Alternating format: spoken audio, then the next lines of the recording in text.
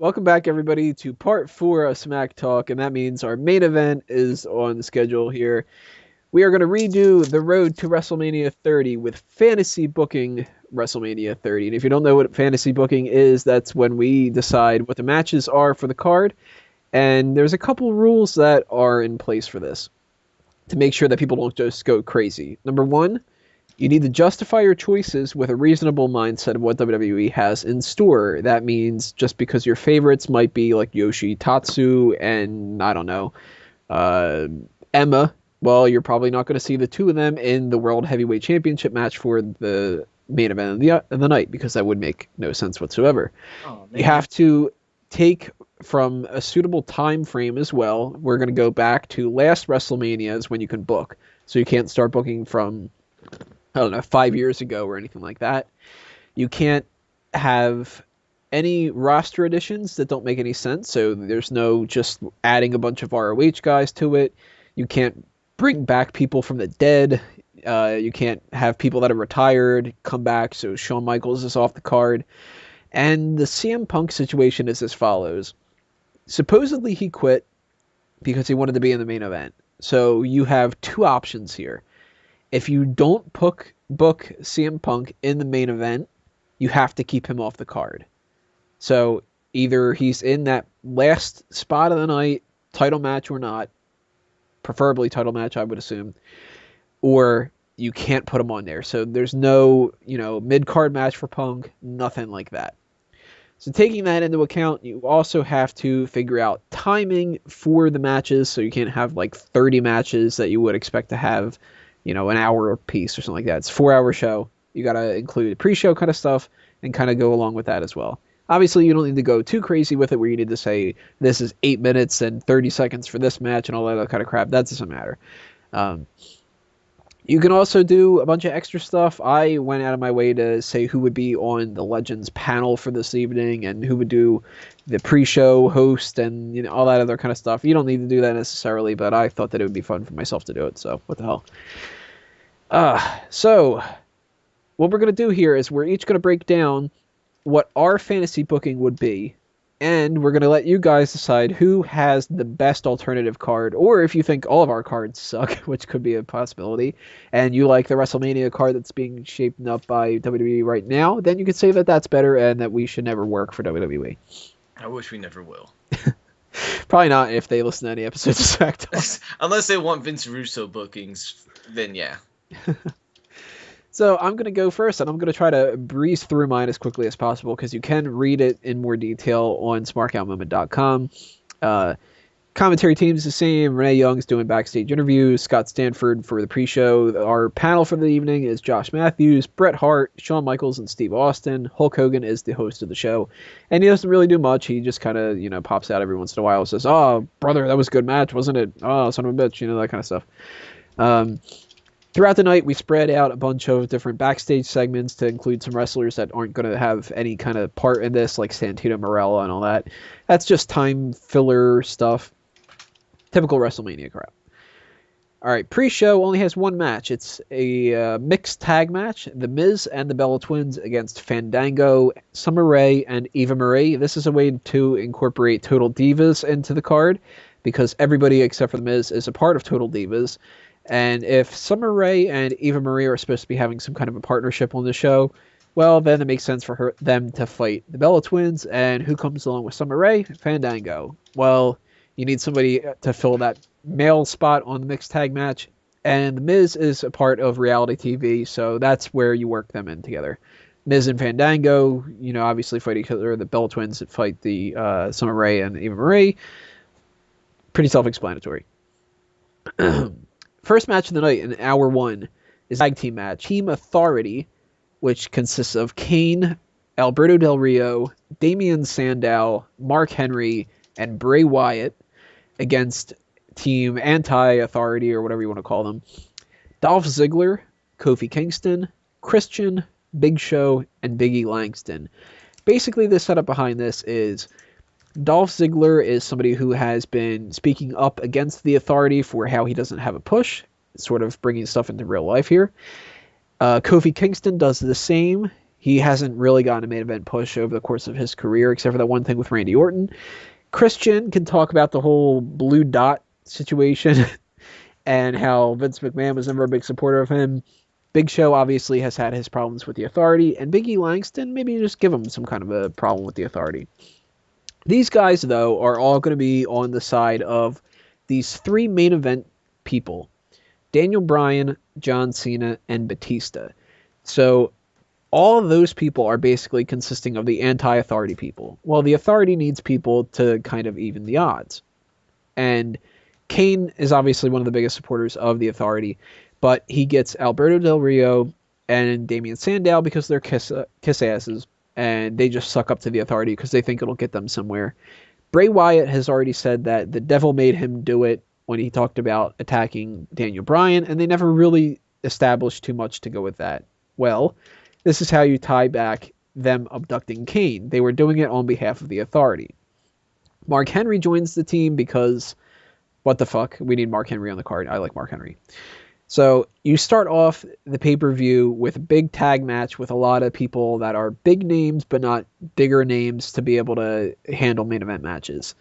And you set a precedent very early on that the Authority is very oppressive here, and they win this match. Maybe something is on the line. I haven't quite figured that out yet, where the majority people representing the Authority and not the Authority are going to get some kind of control or something. I don't know. I haven't really figured that out. But obviously, just even for morale boosting, the anti-Authority people want to win. They're all supporting each other. That carries over into the next match, Batista versus Sheamus. Batista's a babyface here, which I think if he never would have been inserted into the main event picture, people would be behind him. Sheamus is brought on board for the Authority because he is friends with Triple H. He is kind of the insurance policy, not necessarily brought on by Kane, but the insurance policy to make sure that Batista does not win the Royal Rumble. That's how their feud starts. They have a rough brawl of a match, which kind of goes against what the tag team match ahead of it was. Break it up a little bit here. Fourth match on the card, Divas Championship Lumberjill match. AJ Lee defends the title against either Paige or Tamina Snuka. The trick here is whether or not WWE would want to do an interpromotional thing between NXT and WWE. Now, if they do, Paige, obviously, you do like just champion against champion, no titles on the line. If you don't, Tamina Snuka turns babyface against AJ Lee. But AJ Lee retains. You got to throw a little curveball here. Hour 2 starts off with one of the most important matches of the night. Dean Ambrose versus Roman Reigns versus Seth Rollins for the United States Championship. This is a triple threat we've talked about a bunch of different times. Rollins is the tweener, Reigns is the babyface, Ambrose is the heel. I don't really need to explain that anymore, do I? Match number 6 of the card. John Cena versus either Randy Orton or Triple H. Now, this kind of ties into the main event, which I'm going to spoil a little bit here, but you either do Daniel Bryan versus Randy Orton, and you never do the stuff with SummerSlam. He never gets a rematch after Randy Orton cashes in the title. Or you do Daniel Bryan versus Triple H, and if that's the case, what you have is Triple H doesn't think that anybody is worthy enough to be the face of the company. Only he is, and he finagles his way into the card and wins the title. One way or another, that's the two kind of situations, and you balance it out with John Cena. John Cena can either fight Randy Orton in the sense of being the same kind of stuff we saw in that title unification match, where it's two people started around the same time, parallel careers, etc., or he could fight Triple H because it's the face of the company against the guy who's kind of oppressing the company. No holds barred match, street fight, whatever the hell you want to call it, just to make it so they have some flexibility. Hour 3 starts off with my kind of version of that, what we had talked about before, that big man buffet, kind of throw a whole bunch of people in one giant match kind of thing. I do this every year when I'm doing a fantasy booking because I just love that idea. It's a tag team championship scramble. New Age Outlaws, Usos, Wyatt family, that's Harper and Rowan, not Wyatt himself, Cody Rhodes and Goldust, Real Americans, Rey Mysterio and Sin Cara, R-Truth and Xavier Woods, Ryback and Curtis Axel, 3MB, Los Matadores, and the Primetime Players. None of these teams have broken up or anything like that. Maybe even you can go so far back as to say you don't break up Tons of Funk and include them in there. Whatever the case may be, you have a giant scramble match. This is where the Usos win the championship. Undertaker versus Brock Lesnar is next. Same deal. I don't need to explain that, right? Hour 4, the last hour of the night, you have a little bit of a breather with the Hall of Fame recap. You do some kind of a segment with Hulk Hogan. Make it to where people have a little bit of time to relax after that Undertaker match. And finally, no holds barred or something of the sort match with for the WWE World Heavyweight Championship, Daniel Bryan versus either Triple H or Randy Orton. I already explained that ahead of time. Randy Orton cashes in at SummerSlam, and Bryan never gets his rematch until he wins the Royal Rumble, and that's why he earns it and can beat Randy Orton for the championship. Or Triple H gets the title for himself and loses to Daniel Bryan. You end the pay-per-view off with Daniel Bryan all happy, everybody's doing the yes chants and all that other kind of stuff, and he wins the championship. All right, that is my WrestleMania card. I'm done talking. We're going to move along here with Drew White. What is your WrestleMania 30 card? Man, you had a mouthful there. I don't think mine's going to be quite as long as yours. Hopefully not. Hopefully not. Hopefully not. I don't have that long of a list, so, and I'm not going to go as in-depth with all that other crap that doesn't really need to be indulged on. So I'm going to begin with the pre-show, which I'm going to do a bit of the Kofi Kingston and Miz setup they had going on a while back. But instead, I'm going to instead of putting Kofi in there, I'm going to put Dolph Ziggler in there. And this match is going to end in a no contest after a run-in by the Wyatts, because, by the Wyatts, I mean just Luke and Eric, just because, why the hell not? At this point, just because of run-ins that Dolph and Miz have been complaining about other people getting the spotlight, especially younger talent. And both of them will be faces going into this, and they will reappear on the card later in the evening, and I'll indulge in that once we get there. So the first match of the night, because to me, now that there's only one heavyweight championship, I find the Money in the Bank concept of a pay-per-view pointless, and this is where they bring Money in the Bank back onto the WrestleMania card. And essentially, they're going to bring it back on by a bunch of guys talking about how last year or in the years past they haven't gotten a lot of opportunities to showcase themselves, like Fandango, who got taken out of the Intercontinental Championship match because of concussion, Big Show being attacked by Brock Lesnar, Sin Cara just being fucking Sin Cara, Biggie Langston, Cesaro, and Sandow is going to be in there as well. So the list of all the competitors in this match is going to be Sin Cara, Wade Bad News Barrett, but I haven't decided if it's going to be Wade Barrett or Bad News Barrett yet. Christian, Big Show, Ryback, Fandango, Sandow, Biggie Langston, and Cesaro. And I've had a little trouble picking a winner for this, but I think it's this man's time to shine. I'm going to go ahead. I'm going to take Cesaro just for the sole point that he has held titles and he has the biggest upside as of right now out of all the members on the card. The second match is going to be a bit of a cool down. It's going to be Sheamus versus Bray Wyatt. Essentially, you're going to do what they did with Cena, except substitute Sheamus in for Cena. And this isn't going to be that long of a match. It's essentially just going to be a Bray Wyatt dominating match, and Bray Wyatt's going to win easily. So the third match of the evening is going to be a Lesnar match very early on. It's going to be Lesnar versus Orton in a no DQ match. Essentially, Orton's going to lose the title to Triple H at one point, because I will be doing, spoiler alert, Bryan versus Triple H in the main event for the WWE Heavyweight Championship. But Lesnar complains that he should be in the championship match. Orton picks a fight with him, saying that he doesn't, and it's going to result in these two being in a no disqualification match. Lesnar will be the winner of this match, just because I say so. See, that's a good enough reason. See, that was the third match. Fourth match will be the Shield Turmoil, is what I'm going to call it, where essentially it's going to be the three members of the Shield going up for the United States Championship, and Roman Reigns will win, just because I say so. Fifth match of the evening will be a tag team championship match, and this is going to be a bit of a championship scramble type of a match, where there's going to be 6 teams involved. It's going to be the Usos, a returning Evan Bourne and Kofi Kingston. Air Boom, exactly. Road Bros is what I'm gonna be calling them. The Road Bros. They're like, there's two guys driving down the road. We're gonna have the Wyatts with Luke and Eric Rowan. The old age outlaws, or the middle age outlaws, or the new age outlaws, depending on what you want to call them.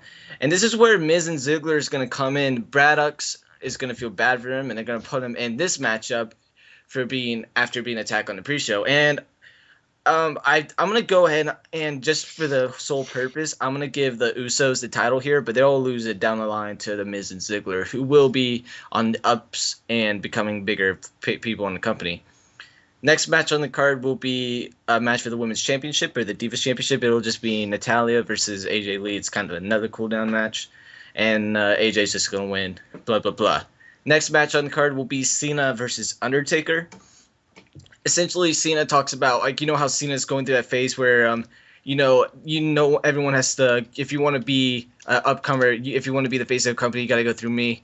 Then, boom, the three dongs come on.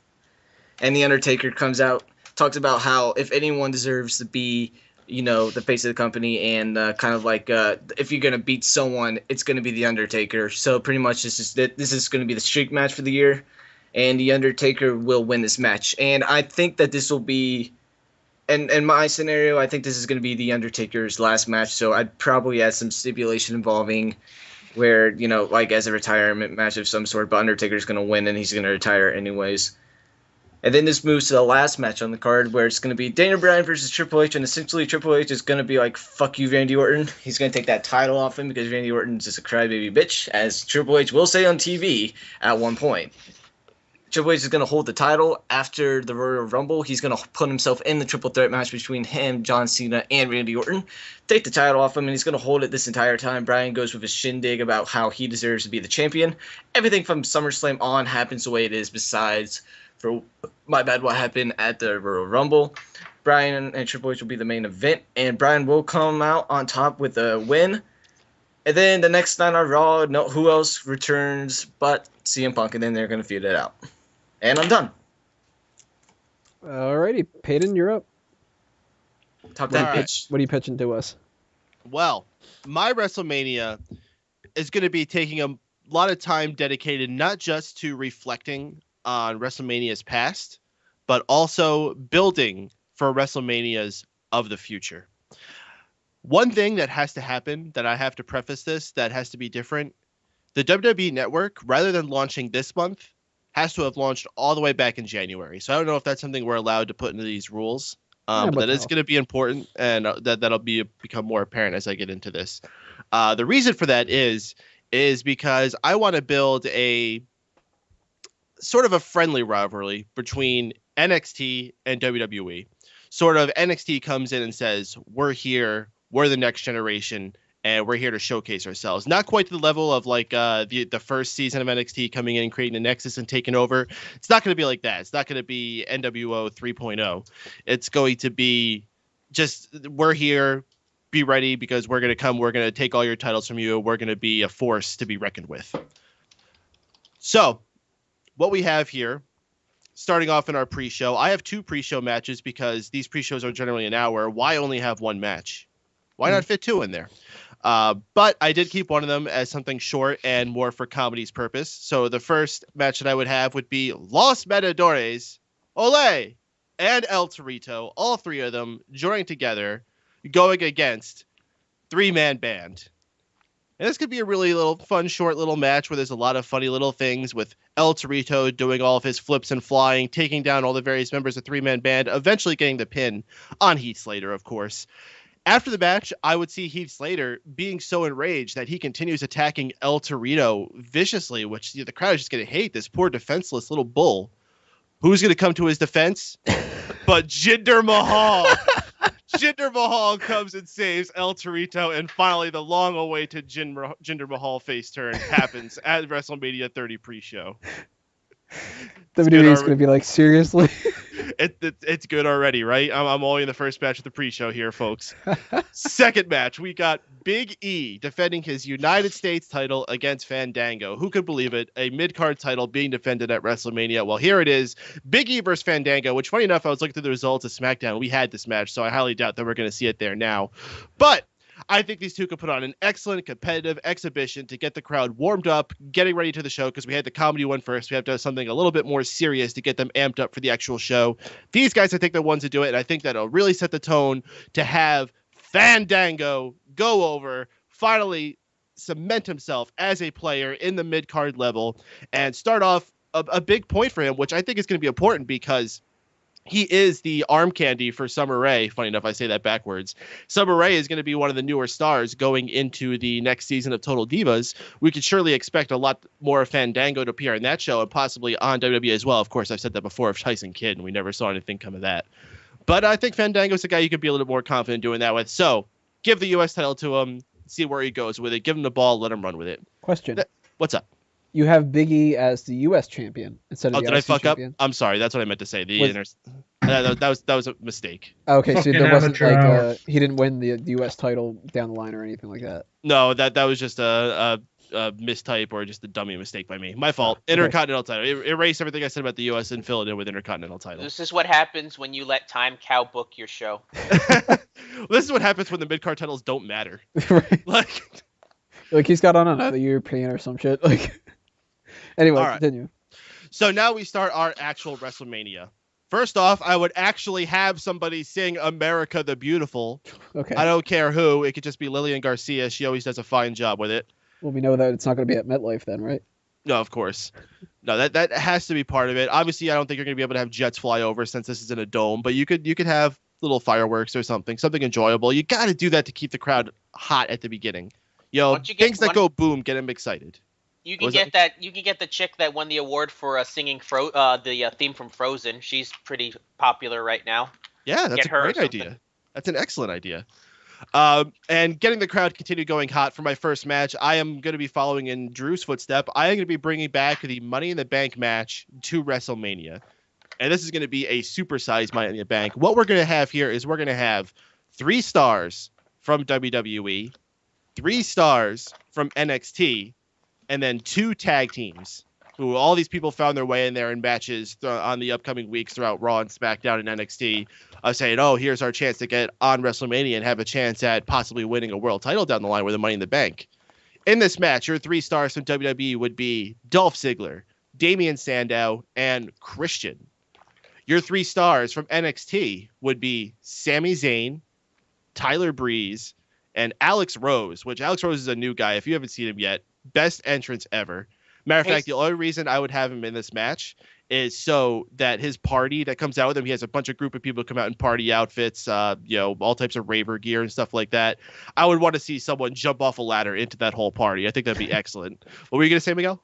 I'm saying, to be fair, though, he's not technically new. He used to wrestle in NXT as Leo Kruger. This is just a rebooted character of his. True that. But the name might not be familiar. But, even though if he was a completely green new guy, the fact that he's going to be in this match with 10 people or any of these NXT guys will allow them to be hidden.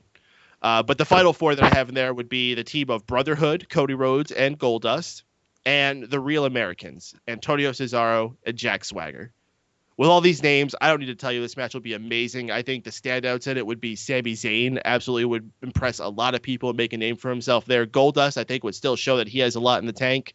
Cody Rhodes, Damian Sandow, and Dolph Ziggler, I think, are going to be really hungry guys to show themselves, as would be Tyler Breeze and Alexander Rose.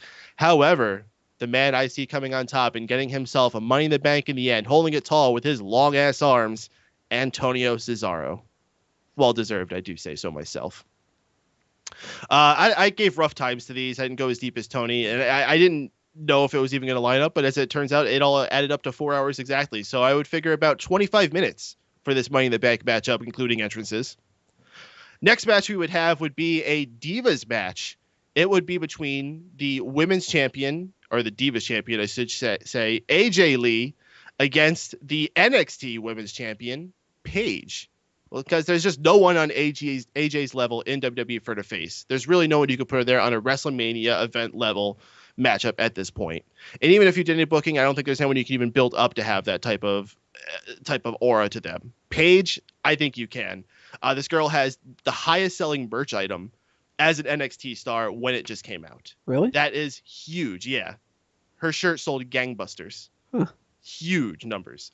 So I think you put these two against each other. Like I said, it's all about NXT showing, hey, we're here, and creating a little bit of a rivalry between each other. And you'll see this happen again later on.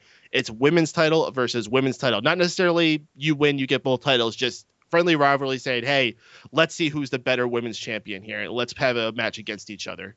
And because both of them are sufficient with a submission finisher, make it a submission match. We never had a women's submission match before, have we? Not that I remember. I think we have, but let me ask you a question on this. Do you build this up over time from, let's say, February on, or do you just have Paige come on as a surprise? Like she just happens to just appear and challenges the AJ Lee. Like, do you build it up? Well, it would definitely be built up. That's why I said this is important that the WWE Network starts all the way back in January, because that's when NXT became a big focal point. It's happening really close to WrestleMania now, so it'd be tough to do a Mania like this. But if you started building NXT as a brand back in January, or even sooner if you could, but you could definitely build up Paige coming in there and say AJ Lee comes out the night after Royal Rumble and says, I proved once again there's nobody on this roster who can handle me. And that's when Paige comes out and says, oh, well, what about me? I think I could take you, and builds up the champion versus champion. So a little column A, a little column B of what you were saying. In this match, though, they would have an excellent 15-minute long match I'm giving them, which is incredibly long for a Divas matchup. AJ Lee, however, would end up getting the victory in the end. Paige would really show herself strong, though. She would definitely have to get her submission on her somehow. I don't even know how a person would be able to break out of that move, but I'm sure AJ Lee would be able to find a way. However, after AJ gets her into, what's it called, the Black Widow? Yeah. Her finishing move, she refuses to let go of it. She just keeps holding it on after the tap out. Paige is screaming in pain, and who comes to her aid but Emma? Oh, Emma comes out for the save. Emma, who, if you watch NXT, is her rival over there, but they're still friends there too. They hugged at the end of their matchup. They have a lot of respect for each other. Emma comes for the save. This sets up AJ versus Emma for the next couple months. And Paige returns to NXT, still looking strong, having a fantastic WrestleMania match, and being strong on NXT as the women's champion over there. AJ Lee follows it up by having a dance-off with Emma. Oh, yeah. Yeah, it could work if she does that little cheerleader bit she has. Yeah, exactly. That's what I was thinking. I was like, oh, yeah. Now it's time to really turn the fire up. We are going to have a 6-man street fight between the Shield and the Wyatt family. Yeah, we're going to continue this feud going. I would pretty much do the build the same way that they did it now.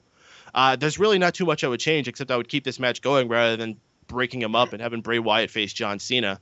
But I would add a stipulation to this match because, of course, you have to build the odds from last month. Other than just having a street fight, I would also put the stipulation that the loser of this matchup has to leave WWE for 3 months.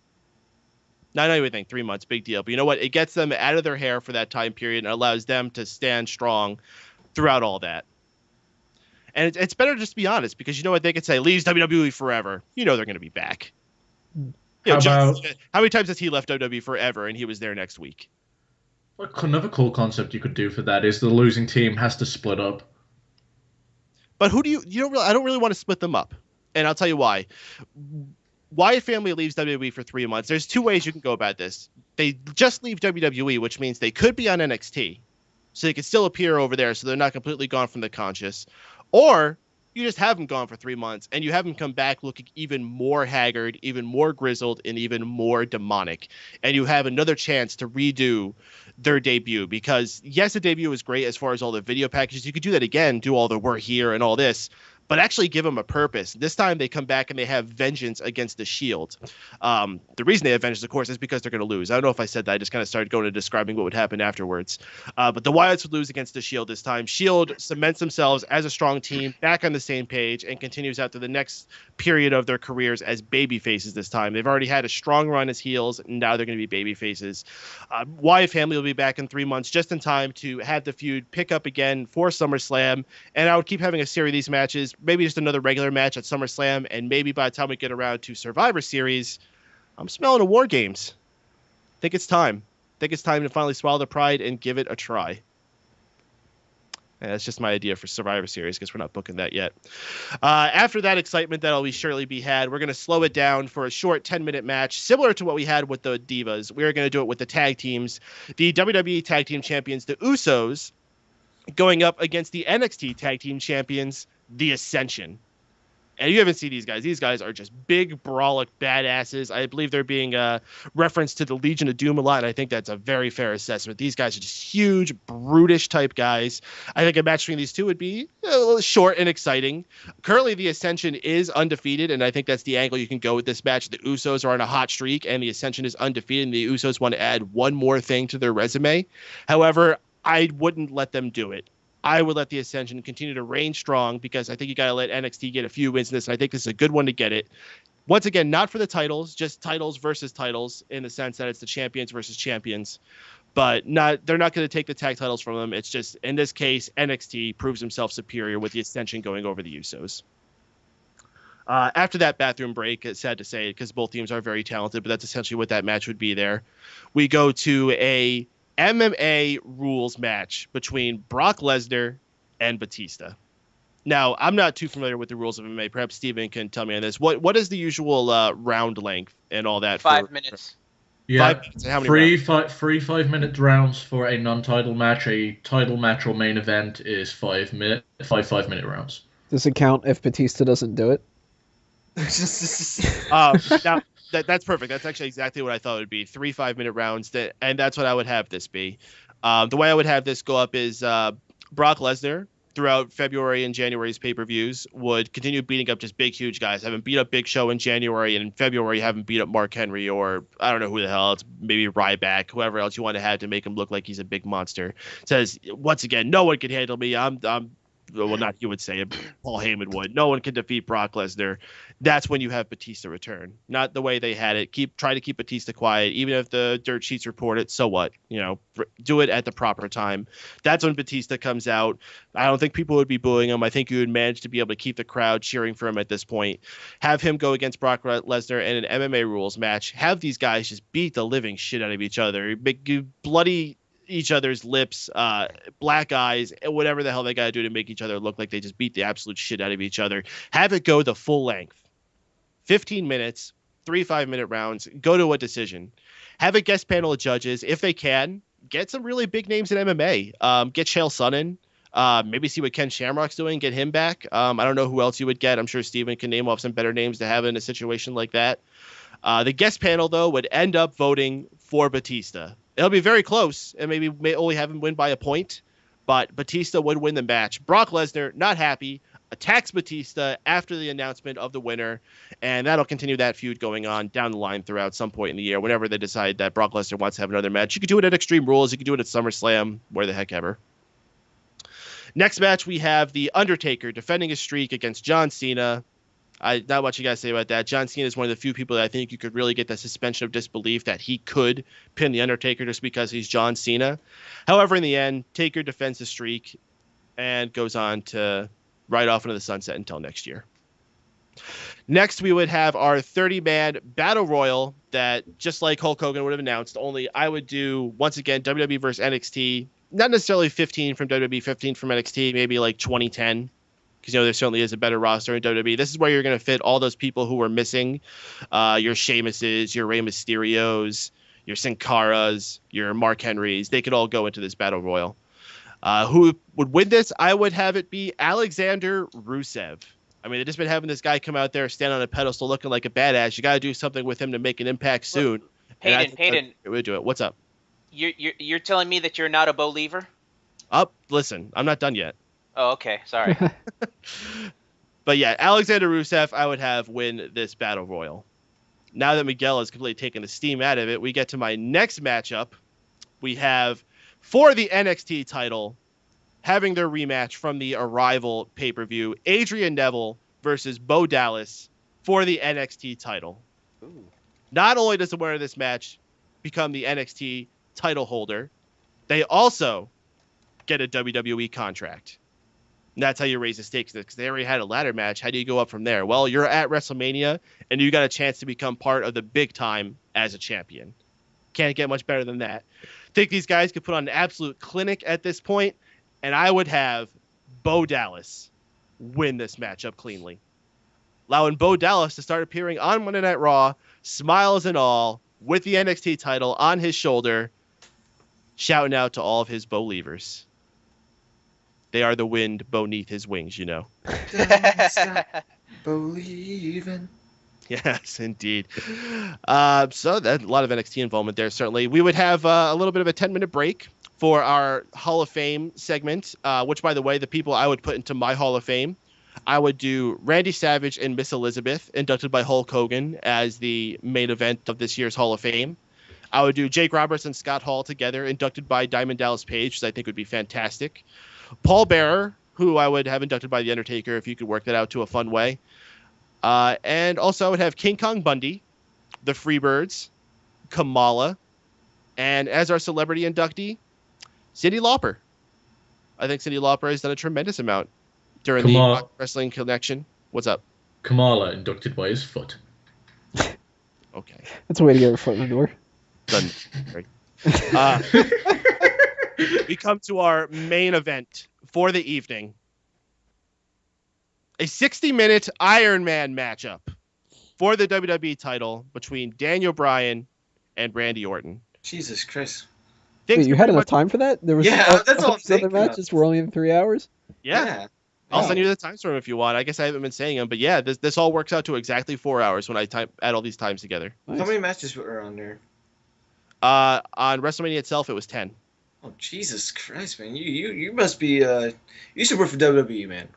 In a 60-minute Iron Man match, we have Daniel Bryan versus Randy Orton. Have everything go through the last year pretty much exactly the same, except I would have Daniel Bryan win the Royal Rumble, as he should have, and whatever match they got to work to get this into an Iron Man matchup. I'm not going to get that deep into it.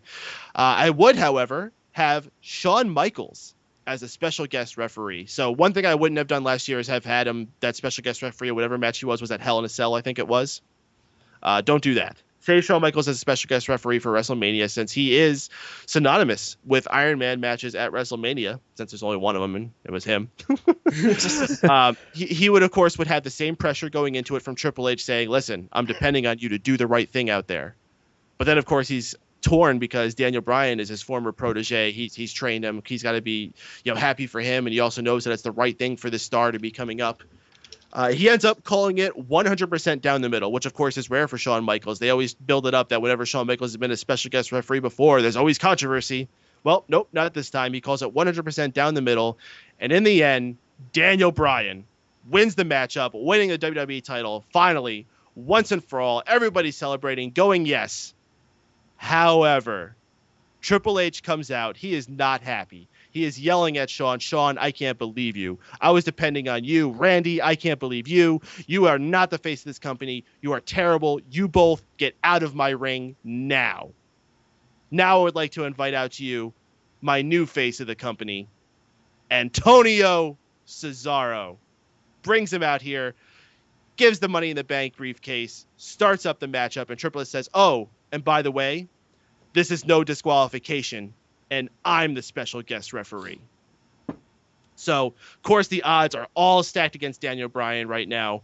Daniel Bryan is fighting all he can. Triple H keeps getting in his face, keeps knocking him down, holding it back as much as he can. Finally, Daniel Bryan can't take it anymore. He runs and gives the running knee to Triple H, knocking him out.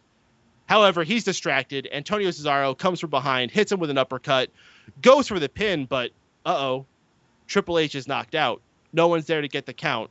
So while Antonio Cesaro gets up, goes and checks on Triple H, Daniel Bryan eventually finds himself back to, grabs Antonio Cesaro, puts him in the yes lock. Once again, Triple H is still nowhere to be seen. Well, who should come out but our host of the show, Hulk Hogan. And he says, you know something, brother? We got to get this done the right way.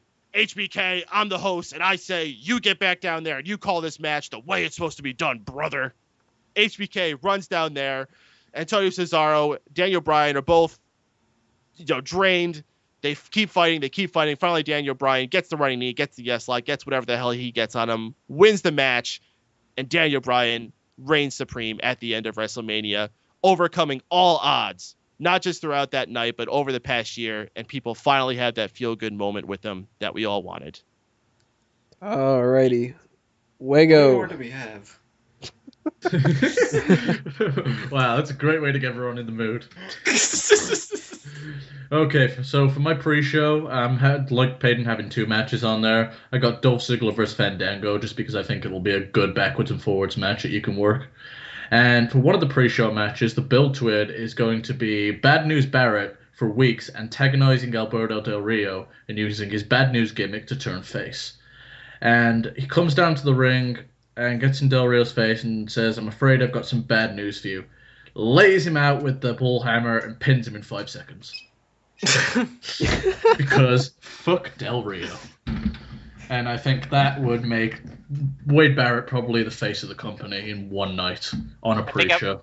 I think I'm going to steal that for one of my matches. I'm going to steal that for all of my matches. Yeah. So we start WrestleMania. Hulk Hogan does pretty much what The Rock did and welcomes everyone to WrestleMania. And we kick off the first match with Antonio Cesaro versus Sami Zayn. The backstory for this is Antonio Cesaro at some point has beaten Big E for the IC Championship. And Sami Zayn builds the tension between them by eliminating Cesaro in the Rumble. Well, at this point, Sami Zayn gets a US title shot whilst the Shield are feuding with the Wyatt family. And the Wyatt family cost Ambrose, and Sami Zayn gets the US belt. Therefore, they have a unification match for the US and IC title, and Sami Zayn wins the belts and unifies them, finally getting his victory over Antonio Cesaro. So the question is it going to be the Intercontinental Championship or the United States Championship now? Intercontinental. Okay, that's all. Okay, continue. I kind of expected some kind of a smart-ass remark. Yeah, that's what I was expecting, so... Alright. Next match, I'd actually put Randy Orton and Batista on, and I'd put them on second just because I think every other match is going to overshadow them. With that said, the first match that I've put on probably will too. I'm going to have Orton turn face and Batista turn heel and team up with Triple H. Or Randy Orton's going to have tension growing prior to the Rumble with Triple H. He's the champion at this point. However, he loses the title to Daniel Bryan. Batista turns heel after failing to win the Rumble and joins the Authority. And Triple H finds favor with Batista over Orton. So, because he's against... I'm also having CM Punk still in the company and main eventing Mania, so this is why Punk's going to be defending, after winning the Rumble, defending his shot against Batista by order of Triple H. Loses because Orton screws Batista out of his shot, and Batista returns the favor in the chamber, and they have their match at Mania. And Batista defeats Randy Orton because he gets screwed, and I'm sick of Orton. For the tag team title shot, I'd have the Usos, who win it early on in the year, face the Rhodes Brothers. After the Rhodes Brothers have lost their titles earlier to the New Age Outlaws, the Usos pick it up off the New Age Outlaws, and that results into Cody and Goldust becoming bitter and adopting a heel suit and tie persona, and Goldust dropping the Goldust gimmick and becoming Dustin Rhodes. And I'd have the Usos defeat the Rhodes Brothers. I'd also continue the Shield versus Wyatt family feud. I'd build to the match which they had at Elimination Chamber. With the Wyatts winning. From there, they cost the Shield various title matches, including the Sami Zayn one, and they beat them at the Chamber, and that results in the Shield getting a rematch at Mania and getting their win against them. And from there, you can continue the feud throughout the year.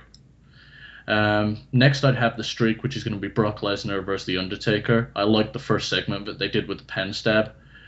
From there, though, I'd have Brock one-up Undertaker pretty much every week, so he actually looks like somewhat legitimate, because, as we've seen with WWE, it's like, Brock's facing Undertaker. Shame he's going to lose. It's true. So, and obviously The Undertaker defends the streak, no issue. I actually missed a match that I do before the Shield one, and that's Sheamus versus John Cena.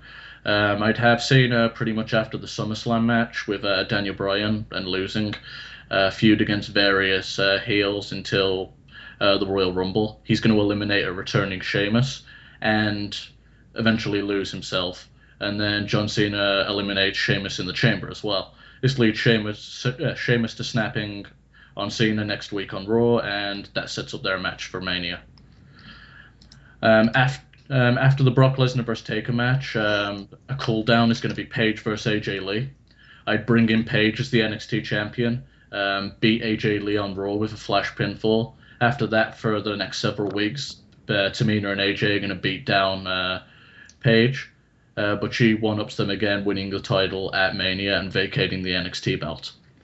Which brings me to my main event, which is, and much like Peyton, an Iron Man match between CM Punk and Daniel Bryan. Daniel Bryan beat Cena at the SummerSlam pay-per-view to win the belt, lost it to Randy Orton with Money in the Bank, feuds with the Authority for a few months, wins the title back at Rumble, CM Punk wins the Rumble, eliminating John Cena last, and CM Punk defends the shot against Batista and Daniel Bryan wins the Chamber. That sets them up for a match at Mania about who's the better person and who should win the championship, rather than some petty drama bullshit. And I'd have CM Punk win the belt because it's all the work.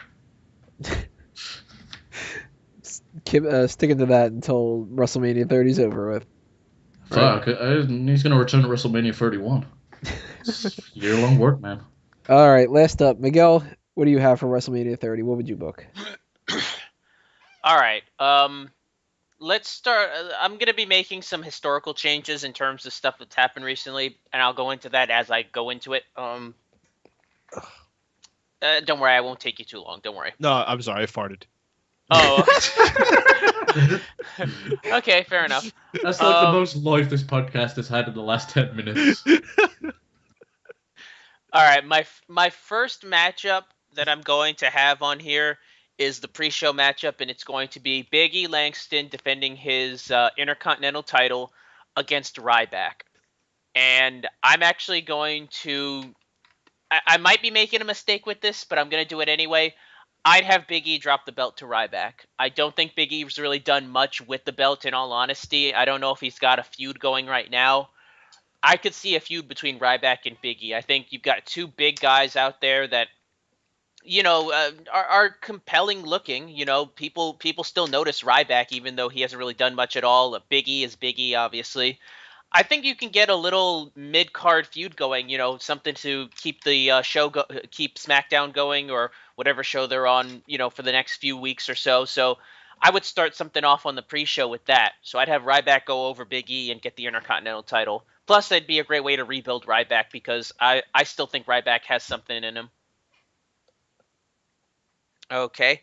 I would also have a segment on the pre-show with the legends, like how they do the panels, and I would have Bret Hart on there.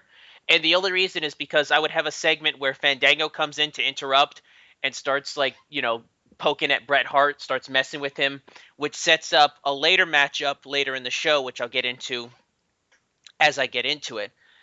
So you've got that, and now we've got the main actual card. The first matchup I would put on to kind of warm up the crowd would be The Miz and Dolph Ziggler against Swagger and Cesaro.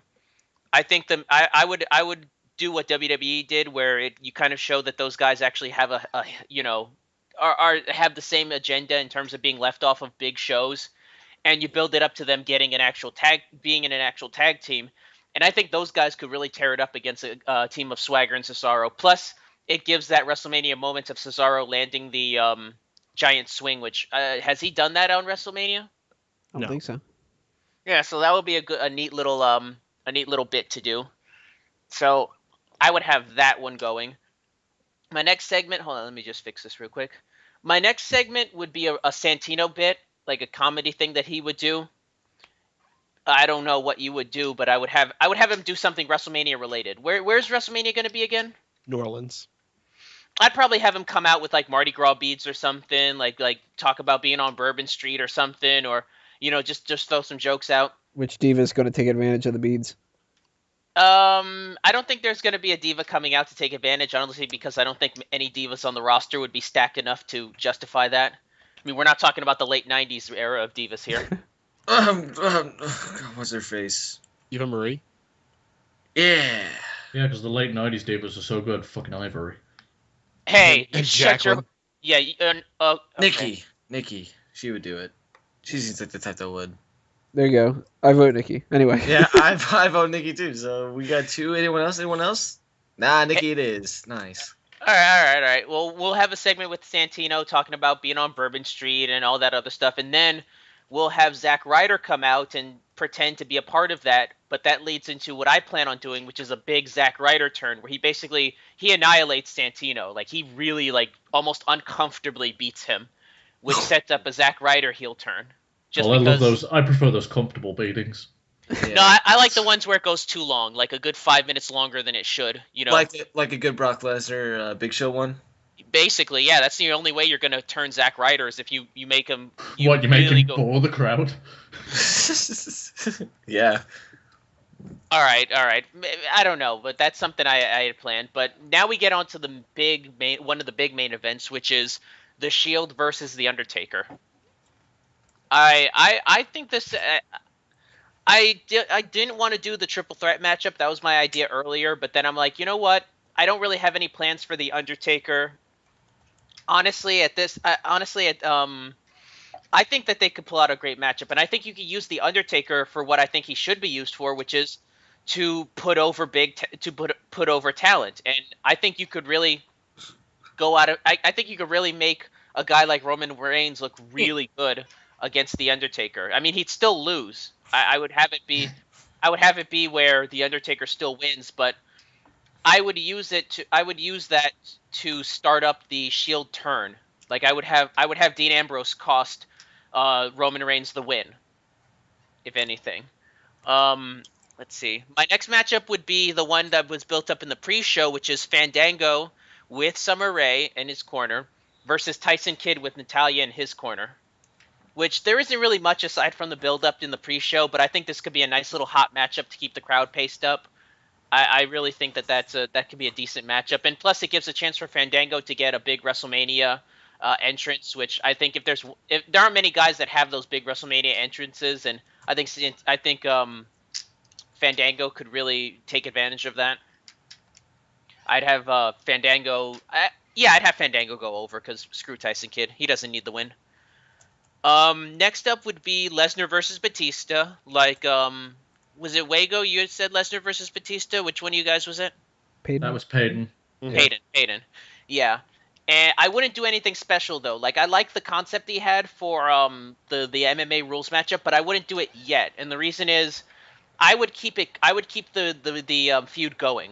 I would have Lesnar go over, kind of build up, take some time, have Batista take a little bit of time off or anything, or just not pay attention to Lesnar, and I'd bring him back around SummerSlam to do a special like gimmick matchup, because that's around the time when Batista's movie's coming out. So there's a lot of people that's going to be having their eyes on Batista at that point, and I think a Lesnar-Batista matchup could really get the mainstream fans buzzing. So I would probably take advantage of that. So I'd have Lesnar versus Batista in just a regular straight-up wrestling matchup, and I'd have Lesnar go over. The next matchup that I have is kind of a gimmick matchup. It's Cena, Bryan, and an unnamed third member versus the Wyatt family. And basically it would kind of play off of the stuff that the Wyatts have been doing with Bryan and then with Cena. And it would lead up to a triple threat, a six-man matchup. And do you guys know who I would have be the sixth man? Triple H. No. I'd have one of the biggest stars in the industry right now. Because you got Bryan, who's one of the biggest stars right now. Virgil? You'd have Cena, one of the biggest ones. CM Punk? I would have Hulk Hogan. Someone already said Hulk Hogan. That's what I guessed. Hardcore Holly? Then Hardcore Holly. I'd have Hogan in there. I think you can't have a 30th annual WrestleMania without Hogan doing something. I think hosting it. That's not good enough. It's got to be a little bit more. And I think that having Cena and Bryan and Hogan in there would be enough of a rub that I think it would be a big moment. Having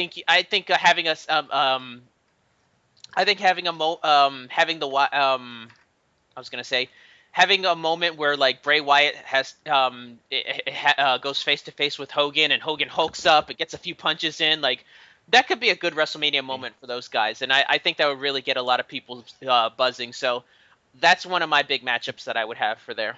Buzz. Next matchup is the second to last one, which is usually the Divas matchup, to kind of keep ebb the pace down a little bit.